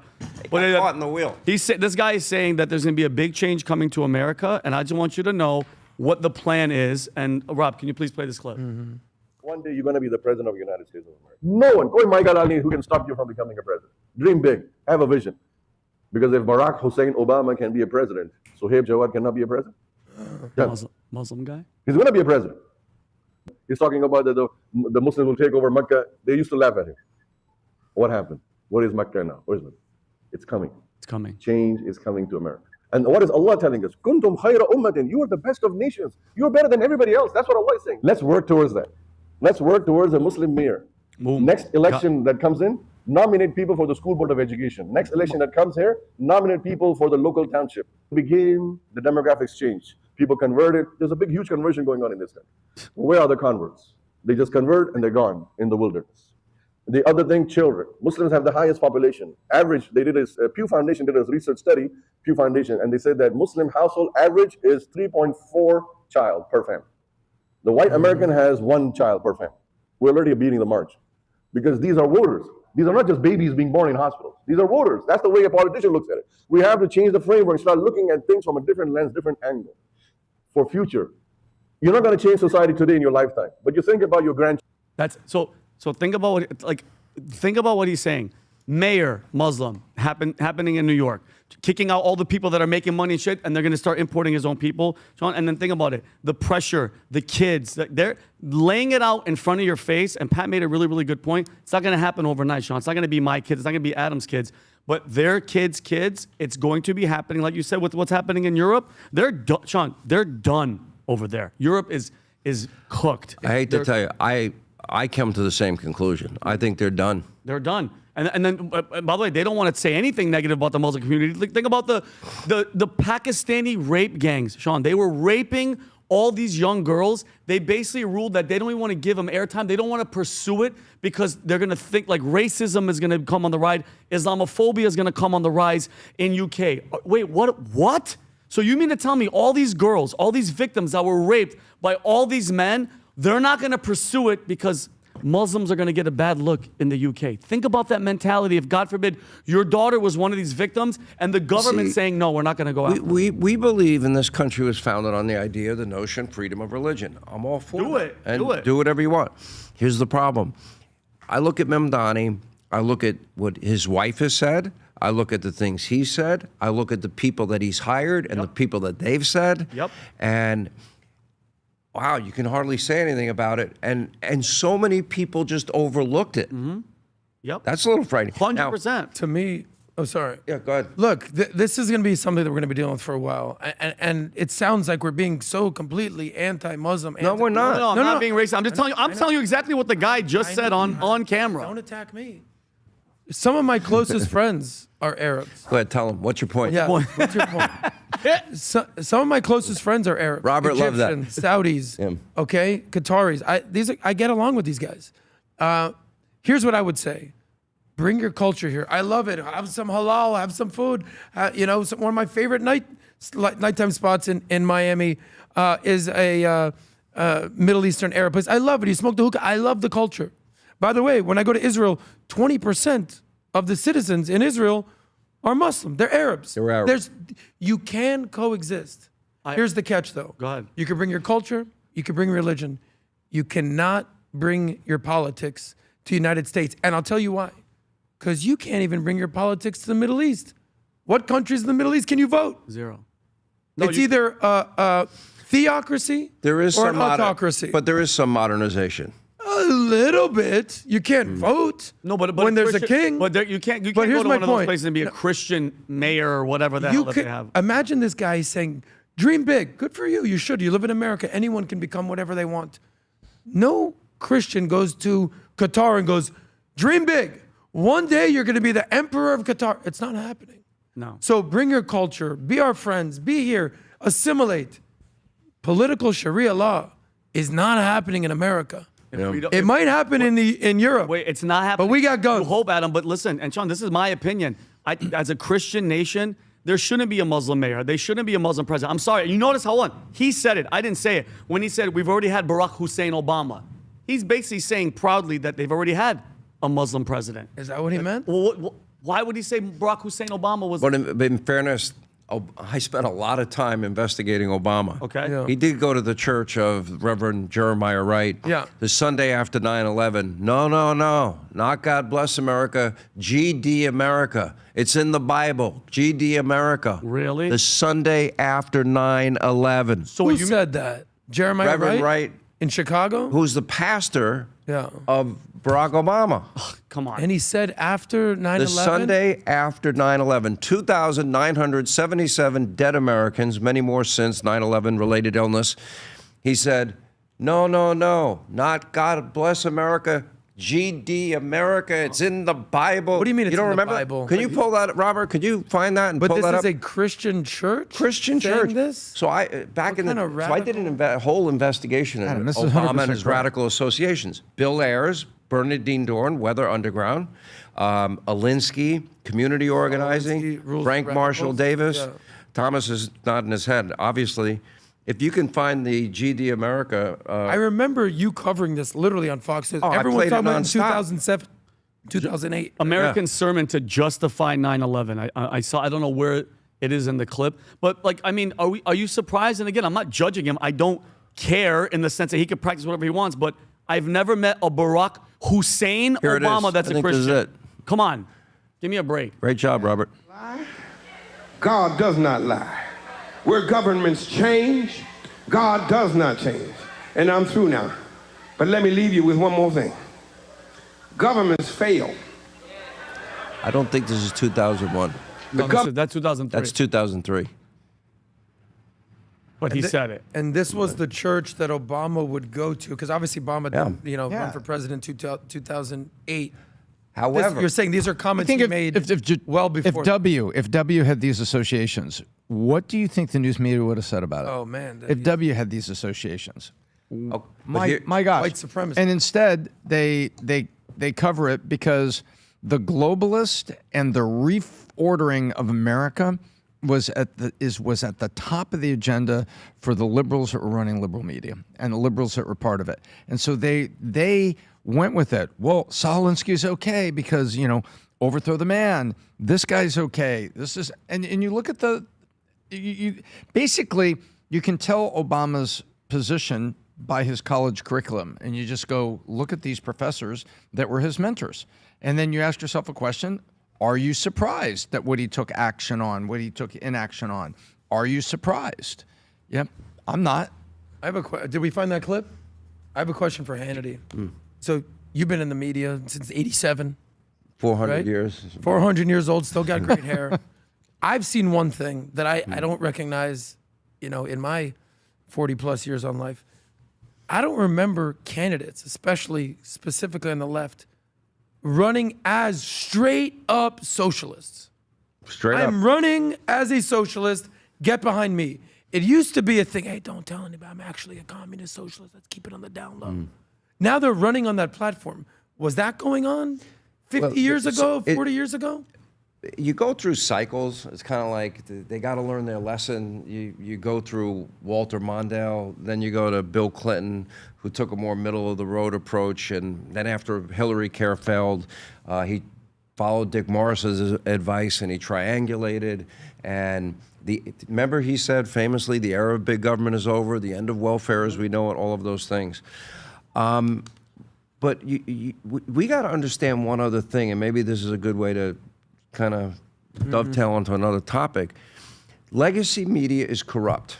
You want to know why PBD is so successful and all these podcasts are successful and talk radio, in spite of people proclaiming it's dead, not even close. I'm on 760 stations every day and Sirius XM, and I'm on Fox, and Fox is crushing it. I'm honored to be there. I love being there. And now I'm doing this podcast. Why are people turning off legacy media? Because I'll give you 3 examples. I brought them with me. This is The Economist. This is their cover. Advantage Iran at this point in time. Okay. Then you've got Foreign Policy saying why U.S. victory in Iran would be bad for Washington and bad for the world. Then you have Politico. Thought Iraq was a blunder. Iran is far worse. Why do they root against our country? Whether you agreed that with Operation Midnight Hammer, this epic fury or not, when American treasure's in harm's way, for crying out loud, can you just hope, even if you disagree, that it works? It's almost as if like cheering against America has gotten cool. Cheering, and I really do think, Sean, Donald Trump came in and ruined their something happened. It's beyond TDS, where it was like, you know what? To hell with him, and I'm going to turn it, and burning the flag is cool, and talking crap about our soldiers is cool, and the hell with the system, and trying to burn down the system. It made it trending to hate the greatest country in the history of the world. I'm talking about, Sean, Rome and all that, and its greatness, and Assyria, the empire, 700 years. Nothing beats this country. Talk as much as you want. Talk about all the influences. Talk about everything. Name me a better place. Go ahead. Go ahead. You could pick up this phone right now. I could order food, plane tickets, do a homework paper, everything. And this is the greatest place. And it all started here. And it's all in this country. It's cool. It's like, hey, like F America. Yeah, man. And they get together in these groups and they think it's cool. They think going on these campuses and bashing this country, yes, you could criticize, which I said earlier. Criticize, yes. And this is the thing, too. When it comes to politics, Sean, they think everything has to be perfect. They expect this guy, they expect the president to be absolutely perfect. Perfect. One mistake. And it's turned on him. What was the first one you said? Advantage Iran? What are you talking about? Advantage what? What is they're hanging on by a thread? They're corrupt. You brought up the media. Yeah. And I think you're the perfect person to have this discussion. I'm not them, I hope. No, you're not. You're not. But to me, it comes down to a couple different things. Why does the mainstream media essentially root against America? Here's my philosophy. Number one, a lot of these people are detached. They're in their ivory towers, whether in New York, whether they're in Boston, whether they're in LA, San Francisco, and they're not, flyover country. They don't have family or friends that are serving in the military. They don't know, so they can just sort of like pontificate from their soapbox. That's number one. Number two, undeniably, patriotism is almost at an all-time low right now. Rob, I don't know if you have that our shared values are at all-time low, whether it's family, whether it's community. Patriotism, all-time low. I go around with an American flag everywhere I go. Vinny says to me that, he goes, wow, like you just got out the shower with the American flag. Yeah, I don't mess around, bro. I wear it every night. Exactly. And then here's the kicker. We all know this. Trump derangement syndrome is a real thing. Be cured. It's a real thing. People hate Trump so much. If Trump goes, hey, I want you guys to save money.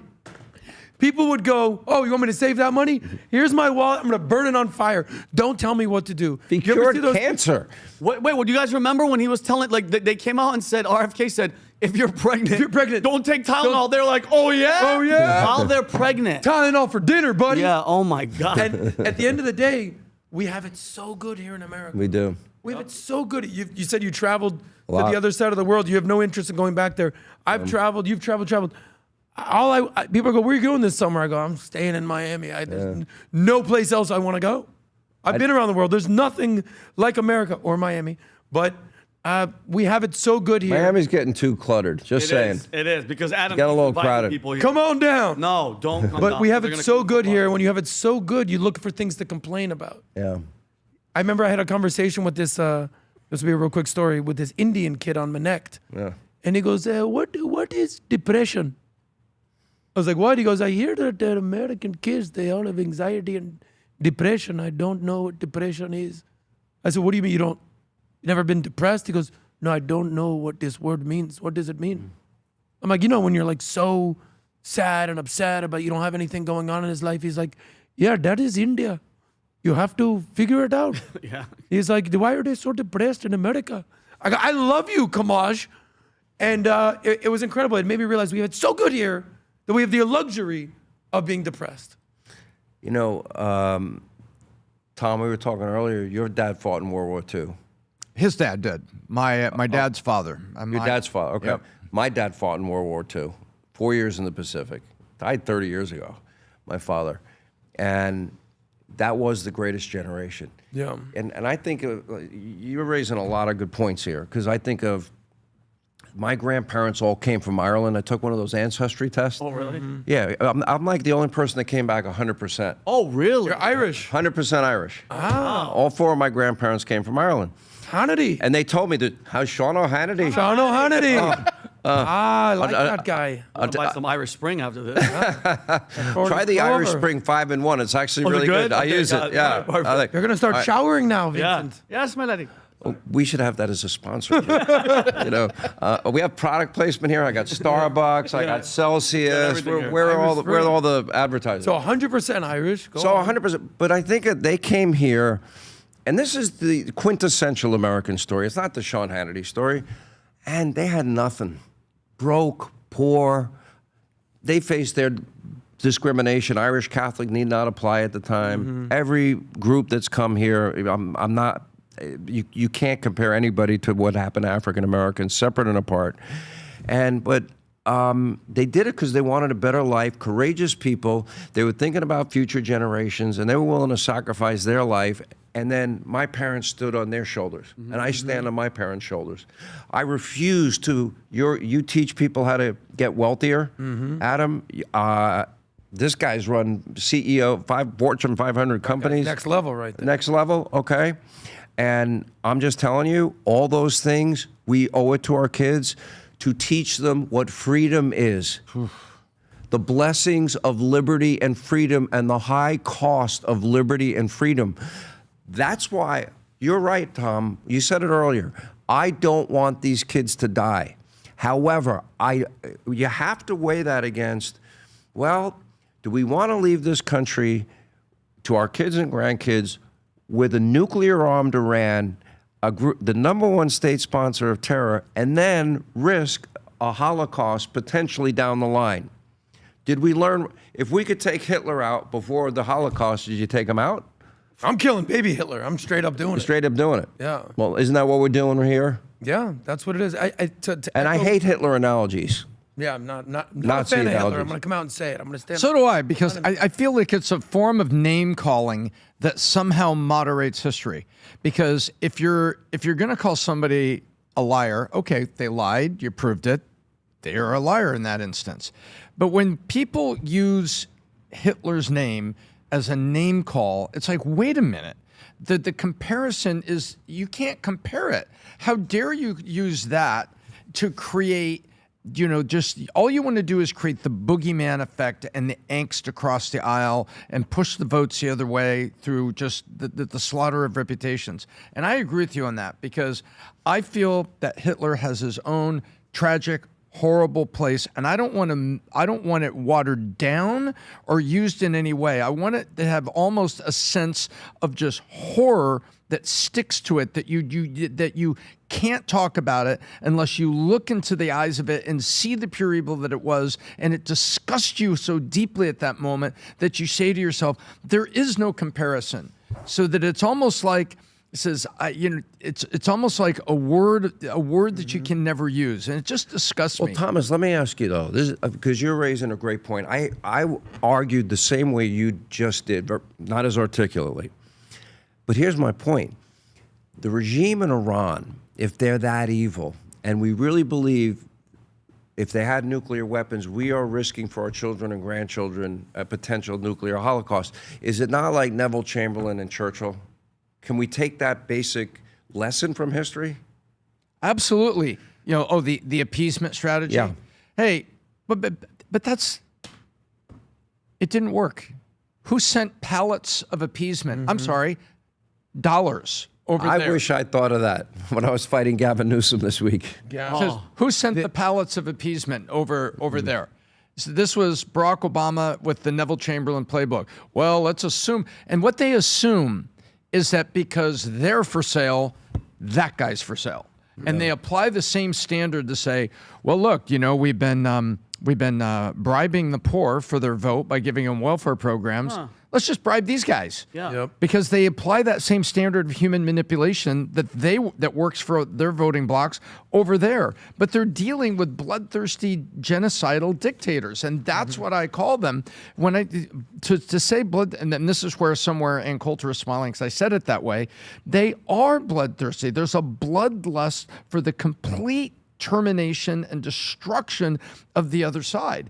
That is not a person that you can just bribe with pallets full of cash, because they're going to take the cash and they'll say, boy, that guy was dumb. Yeah, and they're going to go, look at all this money we have to keep doing what we're doing. Just keep it down. Keep it down. Don't be too loud about it. To what Sean said. By the way, thank you for taking a hard stance on Hitler, because when I go on X, he's the coolest guy in the world. So thank you for that. But you brought up that you're 100% Irish. My grandfather, he fought in World War II. You said your grandfather as well. I remember a time where, I'm a student of history. We've seen the movies, we've seen what happened, whether it's the Irish, whether it's the Italians, whether it's the Jews, whether it's the Polish, whether it's the Asians, whether it's the Indians, they come and you know what they give you? Nothing. Welcome to America. You got the golden ticket, here you go. And now, a couple generations later, these newcomers come on in. Here's a hotel, here's a debit card, here's some free health care. You know what? Rip off the system if you don't want. Start a little Medicare fraud. Start a little Leering Center in Minneapolis, Somalians. And then this is what happens, and they become entitled. And then here's the biggest hypocrisy of all. They're here, they get this welfare, and then they start hating America. To me, it's like, what is going on here right now? Well, then, of course, Americans, I think, now we could switch topics a little bit, because you brought up immigration. Most preventable national security disaster in our history. And I actually wrote down somewhere here, I don't remember. Because this is so outrageous to me when you look at what has happened and all. I said after the joint session speech when President Trump got elected the second time, and they wouldn't stand for Laken Riley's family, they wouldn't stand for Jocelyn Nungary's family. That young man, Daniel, he'd beaten cancer. Sean Curran gives him the little police officer uniform. Incredible kid. It was such a cool moment. Democrats sat on their backsides. They wouldn't stand up for them. Then when the president said at this State of the Union, stand with us if you agree, the first roll, I'm working you up. No. This is there we go. Of course, continue, please. Okay, please. and we have all of these recent examples. I can go through one after another. The guy that was thrown onto a subway train. You have this 18-year-old Loyola student is murdered. This person allowed in by Biden, Harris, Mayorkas, and then a month later, after they came in illegally, didn't respect our laws, border sovereignty, committed a crime, they'll let the guy out again. Now this girl's 18 and dead. You want to be that family? You want to be that family? You want to be that family? Hell no. Nobody wants that. And It's example after example. Now, I see. Then you've got this idiot older woman who made this ridiculous statement. Well, she was in the wrong place at the wrong time. Then you have Brandon Johnson's stupid comments. I think Robert has that, and we can play it. But Mayor of Chicago, Brandon Johnson. Oh, Mayor Brandon Johnson. His actions, because he literally brings she was just killed, she was just murdered, God rest her soul, and he wheels in an abolish ICE truck behind it. I know. It's like, how, what? I thought it was, I thought this was AI. Rob, can you play this video? All of the residents who participated in our snowplow naming contest. Look at this. Keep speaking up in every way and any way that you can. I look forward to meeting with the Chicagoans who submitted the winning names, and I look forward to seeing our city's pride, our spirit, and even, yes, our humor represent us again next year. And so with that, and then he goes, somebody has at least the know-how to say, Mayor, this is it? Yeah, guys, listen to the audio that somebody's asking Sean, like, you think the scheduling could have changed because she was killed? Listen to his response. Did you reconsider rescheduling this event given the murder of Sheridan Gorman by an undocumented immigrant? Well, look, as I've said before, my condolences to the family of Sheridan. This is a terrible tragedy. And what I've said from the very beginning, I'm going to continue to use every single tool that's available to me to protect the residents of the city of Chicago. And this tragedy is not going to deter us from our work. In fact, it's going to challenge us all to double down on our efforts to ensure that we are protecting every single individual across neighborhoods. Sean, do you guys understand what he's saying? What he's saying is, hey, listen, I know an illegal just murdered an 18-year-old American citizen, but guess what, Chicago? I'm going to still represent the illegals to come into this freaking state and into this country and continue to kill 18-year-old girls. Do you understand how insane that is? And for anybody out there that keeps voting for Democrats, I'm sorry, guys. You've lost the freaking plot. It's over. Sean, Robert, can you pull up Maria Hayden, the older woman? So I had on my radio show the mother, Cheryl Minter is her name. 41-year-old daughter, Stephanie Minter, murdered by another Biden-Harris Mayorkas illegal. And here's where it gets worse. You know, you have kids, your kids do something wrong, not a big deal. Okay, it's when they lie to you. Then I really get mad. They're gonna get punished more for lying than they're gonna get for whatever they did. They lied to us. Two big lies they told us. Joe was cognitively functioning. That was complete Adam Schiff. Yep. And you like that, right? Very clever. And the other big lie was the border's closed and the border's secure. Over 12 million unvetted Harris-Biden Mayorkas illegals from over 200 countries, many with terror ties. We have Americans that have been murdered and raped and sexual victims of sexual crime, other violent crime, children molested. I'll give you a statistic and then I'll shut up and get your comments. ICE in 2025 alone, they arrested over 2,100 convicted or charged illegals of murdering Americans. They arrested over 5,400 charged or convicted. I love that. Okay. Maybe mine. I don't know. John, actually, literally, it doesn't get cooler than guys. I'm sorry. What? My chopper's landing. Please continue.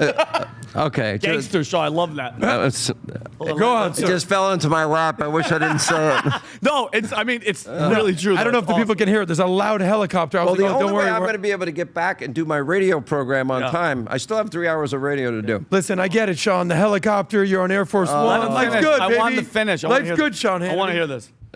Please continue. 5,400 people, illegals, charged or convicted of raping or other violent sexual crimes against Americans. That's 2025 alone. It is intolerable. Now, I take it one step further. Those mayors and those governors, sanctuary cities, sanctuary states, Biden himself, Harris, Mayorkas, they all have blood on their hands. I agree. I blame 100%. them. 100%. They are responsible. And this gets into, you were talking about elections earlier. And I'm like, you're right. You know what drives elections? Peace and prosperity. All right, with a little luck, we're going to get out of Iran, and we're going to do it successfully. I pray to God, and maybe we'll have 1,000 years of peace. Cuba's going to fall. The Western Hemisphere is changing. Maybe we can thread the needle, and maybe Putin will, get rid of his stubbornness and come to peace with Zelensky in Ukraine, and we can all get along. And then the next most important thing Donald Trump has done, he set us up for a good economy. I know it's a little rough now because of gas prices, but this war, I think, will be over within 4 to 5 weeks. Done, completely finished with all the goals that we discussed earlier. Then we're going to focus on, and I want to get your thoughts on this, the most important midterm election in our lifetime. I really believe that. The consequences could not be any more significant or severe. Don't they say that about every election, though? I have said it about many, but I've never felt as strongly about it as I do now. I'm on the same page. I'm on the very same page. And Sean, just to get to your point, besides, I agree that the midterms is going to be insanely important. 2028 is going to come like that. And if you're seeing from the mayors and the attitude of all these potential front runners like Gavin Newsom, they care about illegals more than they care about us. Why? Because that influx that they let in Mayorkas, that's their voting base. Because Sean, is that why they don't want the SAVE Act? Sean, exactly. Because Sean, when you don't have a policy, when you don't have a message, when you don't have a leader, that's what you have to resort to. What, like, people just go, oh, Mayorkas and them, they wanted them, they love them. Sean, this is a tactic from the Democratic Party. Let's just really, really fast, let's break down their just election tactics because they don't have anybody. From 2016, Trump wins. What do?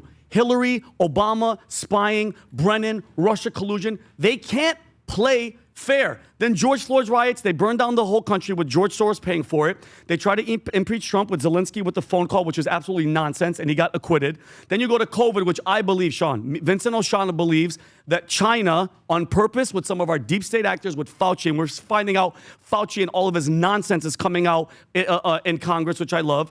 Then think about it. That COVID, Sean, 2020 election, shut down, mail-in ballots, late-night ballot drops, cheating evidence keeps coming out with Georgia, Tom. We keep seeing it. January 6th, Feds direction, Feds all over the place, Sean. They made it seem like all these people died. The only person that was murdered was Ashley Babbitt, a U.S. Air Force veteran, God rest her soul. They impeach him again. Then for 4 years, they open the border, Sean. They flood the country.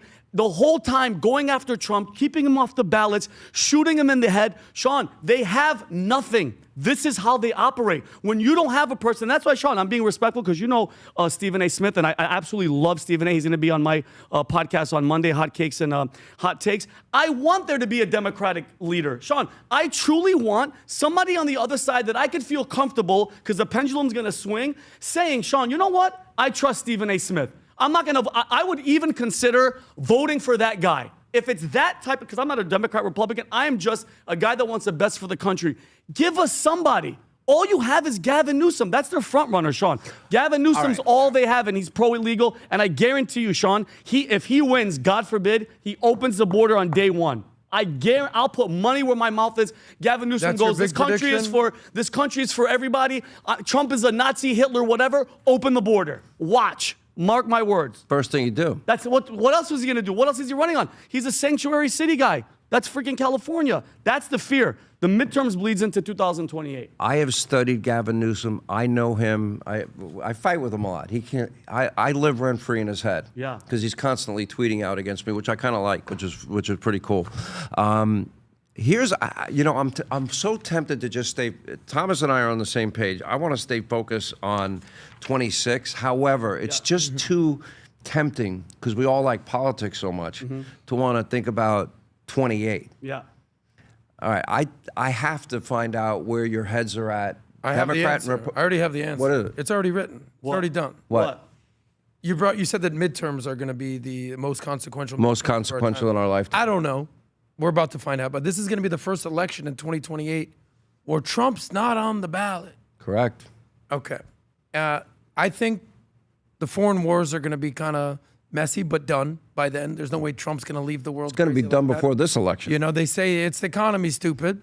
You know, what's the the biggest voting bloc in America outside of white people? Latinos. Oh, I thought you were talking Latinos. I know where you're going. I firmly believe, and I'm coming out way in front on this, that the president of the United States, when all is said and done in 2028, is going to be Marco Rubio, and I'll tell you why.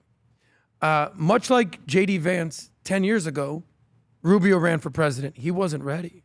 He ran into a buzzsaw named Trump. Trump had the cachet, he had the marketing, he had the ability. No one was stopping Trump. This time around, America, as much as we appreciate Trump, a lot of people are going to be like, can we just have someone chill and not ruffling the feathers so much? And I get it. We need a bull in a china shop right now. I think what's going to happen, let's say it's Gavin Newsom or let's say it's whatever, you know, wokester they put out there. You're going to have someone get up on stage, be competent, well-spoken, with a pedigree and a resume like no other. And you're going to see Marco Rubio and then Latinos. Shout out to mi gente in Miami, because I'll be down there with them. They're going to galvanize around this guy. Cuba, there's a good potential. Cuba will be free by then. It's going to be free in 3 months. There's going to be memes. Think about this. And I had no disrespect to JD. It's just not your turn. Okay? Just not your turn. The meme about JD Vance where he's like a big, grown, fat Cabbage Patch Kid. You've seen that? Yeah. He's dancing. I don't know what that is. It's funny. The Well, meme. I've seen too many memes about me, so I'm not. No, this is the meme about JD. Yeah. But the meme that will not go away about Rubio is he's the president of Venezuela. He's the Ayatollah of Iran. He's the president of every single country. That's not going away. So when you have Rubio, there you go. There he's sitting next to the Ayatollah. I mean, Rob, you could have had something better for me. But this picture of Rubio dressed as the president, as the Ayatollah, as everything in the world is going to basically go viral. And here, look at this picture right here. All right, I don't know why he's the president. Okay, some leader. By the way, but you Rubio is going to be the guy. Mark my word. That's a bold prediction. There it is. I can see that possibility for sure. What's my point? Sean Hannity agrees. Okay. Thomas. So I'm worried about the midterms, and everything is pointing right now. All the polling that you see from the good polls, Rasmussen guys are really good. Mark over there, honest pollster, as they say. Atlas Intel. You start to look at the American Insights, which is kind of a new one coming up, and it doesn't look good for one reason: the economy. The war will get sorted out, and then I think good news is coming on Cuba, a country where, you know, my parents lived for 10 days and understood. You mean they visited? No. Oh. My parents understood the Cuban Missile Crisis. They understood what was going on. And so they lived through that. And now to see Cuba, the people become free and things that can happen there, and it's going to take some elections and some development and things like that. But that's coming good. Okay, all of that, I believe, is going to be here before summer is. But the big but is, will the economy turn in enough time and see enough good news there that the people will see it and recognize it? Because right now, Trump has most of his Republican base. It's the independents that went with him during the election that right now are in the middle, and they're back to the anything but this. Why? They don't like the war. They don't like gas at the pump. Thank goodness this isn't happening in the deep winter, because heating oil is a huge expense to the people that live in the Northeast. So thank goodness we're out of that with the price of oil up. And people are looking at it right now, and the independents are in this anything but this mode, which is kind of scary because it's showing up in the polling. What do you see? That is the greatest analysis of this moment in time that I've heard. Everything you said is dead on accurate. Now, I'm going to give what has to happen. And we have to add one other thing, I think, and that is historical trends don't work against the party in power for midterms. I think all bets will be off. I have to make certain assumptions. I think this war is going to be over 4 or 5 weeks. If that's true, if it ends successfully, then that is a huge win for the president. Cuba falls, big win for the president. Venezuela, big win for the president. Maybe a path to peace in the Middle East. That's not the issue that's going to win the election, though. Yeah. The issue that will win the election is the economy. There's three big things that I think are working in President Trump's favor. You're rightly looking at the clock. Do we have enough time? Okay, very important question. Now, what did the president set up? He set a great foundation for a great economy. Largest tax cuts in history. Let's go back historically. His first term, his tax cuts led to record low unemployment for every demographic in the country. African Americans, Hispanic Americans, Asian Americans, women in the workplace, African American youth unemployment. New record historic low for African Americans. Exactly. All right. Reagan, 70 to 28%. Largest tax cut in history at the time. Okay. Longest period of peacetime economic growth in history. 21 million new jobs were created. And so that is set. And Democrats voted against it. Part two. Constantly. I mentioned earlier, I went with the president on the trip to the Gulf states. One? What's your point? Adam, come on. By the way, he told me to give me $1,000 every time I said it. So we're up to $4,000. So he doesn't have $4,000 in the bank account. Adam. Okay? I'm actually feeling bad. He made me do it. Yeah. Sean Hannity, there's nothing you could do to make me feel bad. Have you seen the comments in the chat? No. How bad is I'm it? impervious to this. How many people are hating that Patrick's not here today? No. Nobody. No, it's not. Well, we do miss PBD, but we're really enjoying Oh, we love PBD. I'm here for one day. Just get over it. I'm leaving. Well, that helicopter might come back. You come back again. You never know. Listen, if you don't Anyway, have me, you were on Air Force One. So, no, all right. So there's all the money that he has been able to secure for investment, manufacturing investment. For example, pharmaceuticals, rare earth is going to happen here, semiconductor chips. We're going to bring back automobile manufacturing. One other component for the economy. This is what gives me hope for the 6-month period, the window that we really have to turn the ship. It's energy. Right now, you wouldn't make that prediction, right?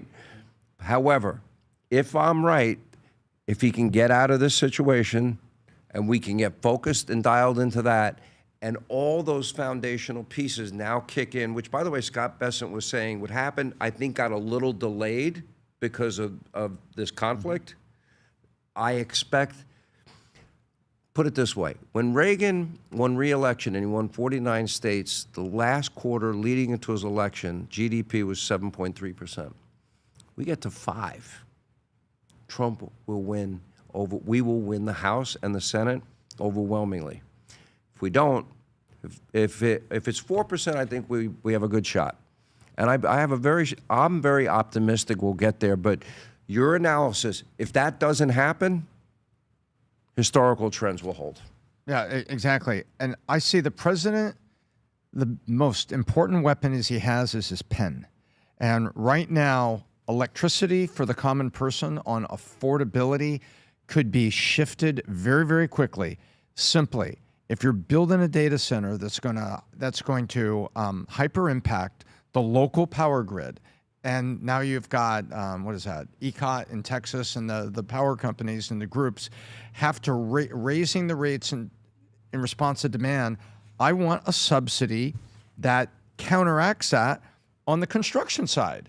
You know, what's really interesting in this country, when you go and you look and you see what Toll Brothers and Pulte Homes and Lanier, what they have to do when they build, neighborhoods, they pitch in to help sewer and water lines get built. Why? Because they're going to take all this land and build homes on it, and they need sewer and water lines to get there and electricity so that they could do that. Who builds the road? Who owns the road? The city does. Who puts the fire hydrants there? The city does. But guess what? The home builders have to help.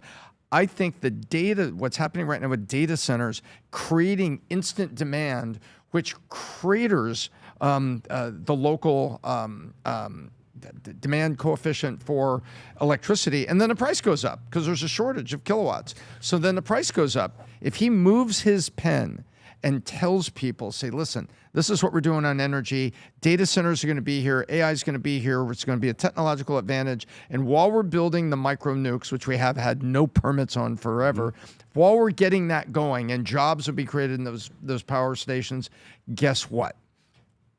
I'm going to counteract the cost of electricity here. And he had a kind of a verbal handshake. Did you see that a month ago with Microsoft? Microsoft agreed that it was going to cover it.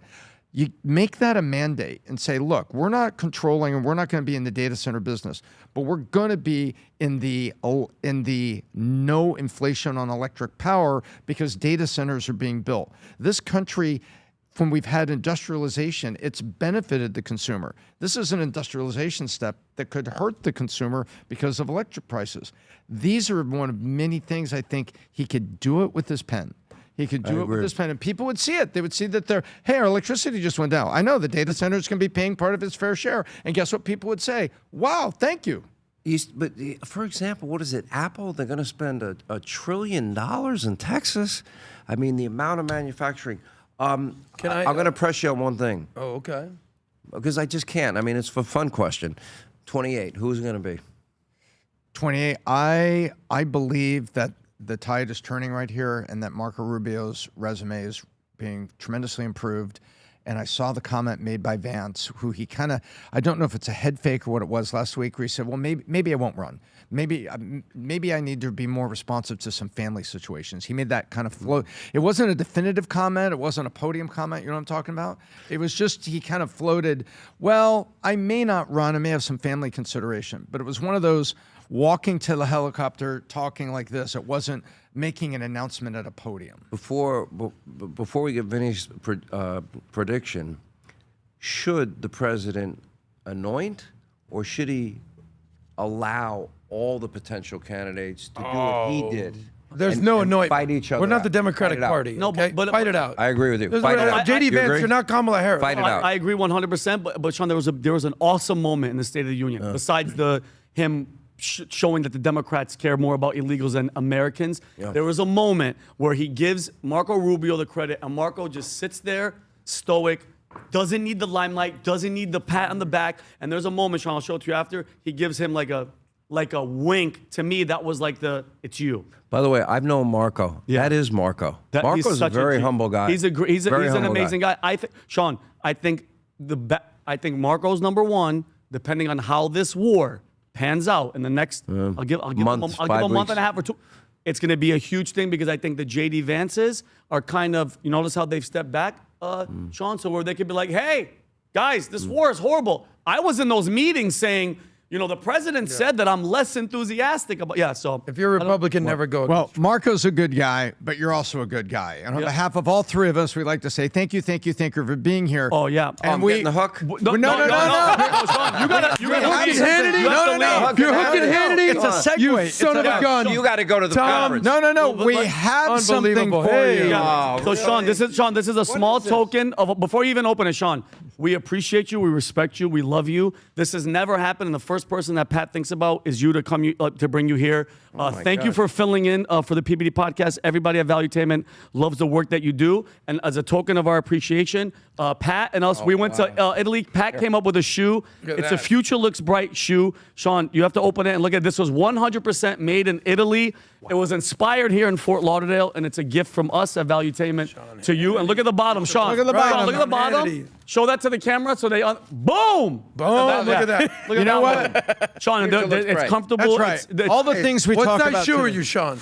11 and a half. That's going to be fit perfect. Fit like a glove. Is that going to fit like a glove? Yeah. Yep. All the things we talk about and all the things that we criticize and we do justly so that the viewers and people listening can hear our voices. And thank you for bringing that. Despite all that, despite all the stuff that we look at and we process and we crank through and the injustices and things we have, we believe in our soul that America is built on liberty, freedom, and free enterprise, and we believe the future looks bright.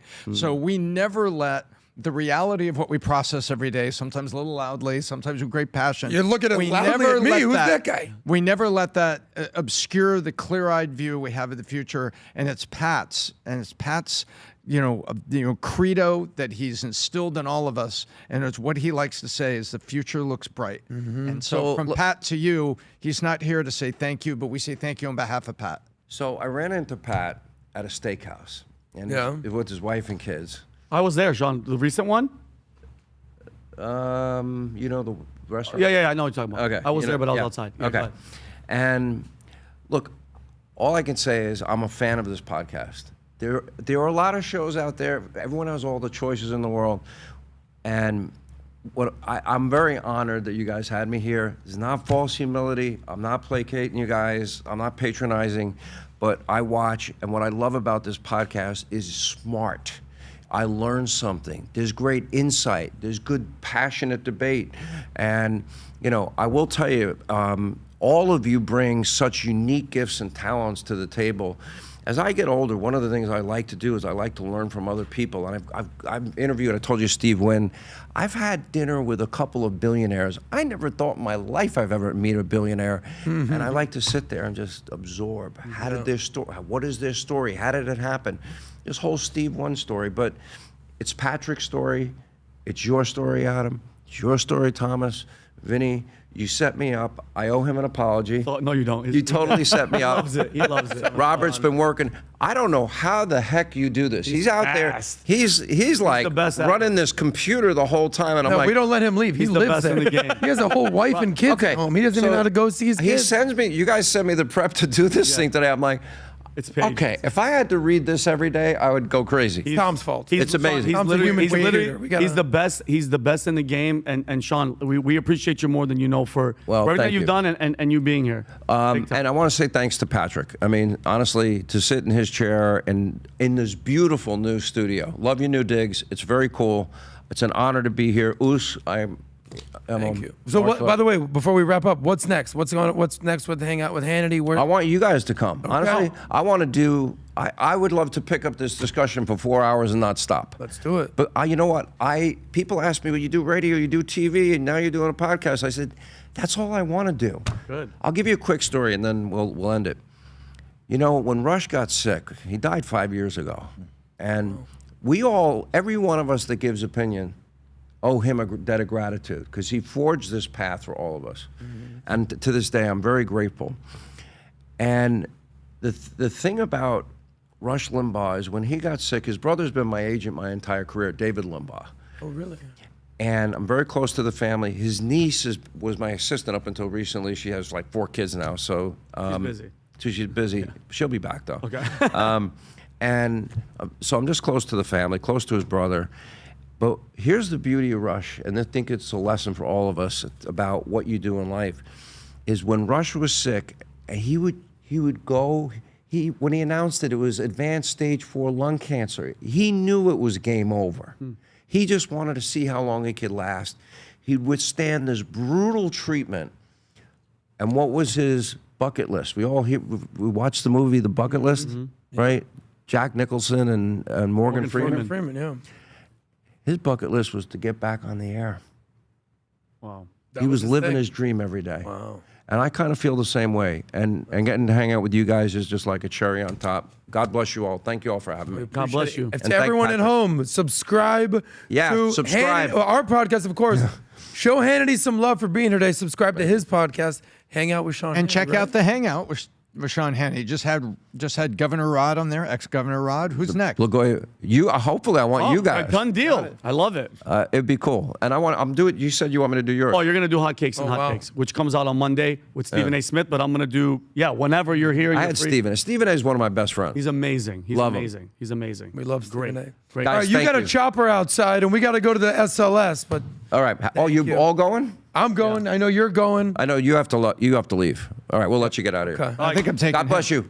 Over and out. Don't worry, Patrick's back next week. Thank you, Sean Hannity. All right, thanks, guys. Thank you for this too.